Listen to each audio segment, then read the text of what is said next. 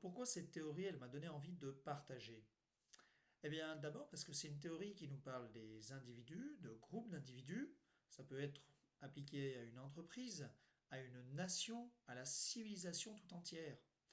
Du coup, elle se veut universelle et je trouve ça assez puissant. Elle aide à mieux comprendre les différents points de vue et perspectives des personnes. Et peut-être aussi qu'elle aide à réfléchir à pourquoi les personnes ou groupes d'individus changent et évoluent au cours du temps.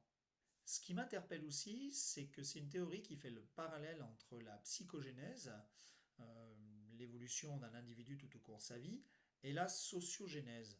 Là, on est plus sur l'évolution du mode de pensée de toute la civilisation depuis le début de l'histoire humaine. Personnellement, je suis assez sensible au modèle théorique qui essaie de donner des explications à des phénomènes globaux dans une forme d'universalisme. Je tiens à préciser que, comme l'ensemble des théories psychologiques, je ne la trouve pas enfermante au sens où on mettrait les individus ou groupes d'individus bien rangés dans des cases, ce qui pourrait être stigmatisant.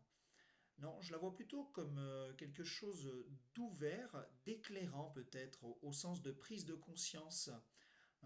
Il me semble qu'on a tous un niveau dominant à un moment donné dans nos vies, mais qu'on peut avoir les niveaux précédents de la théorie qui s'expriment en fonction des conditions environnementales, et notamment en situation perturbée.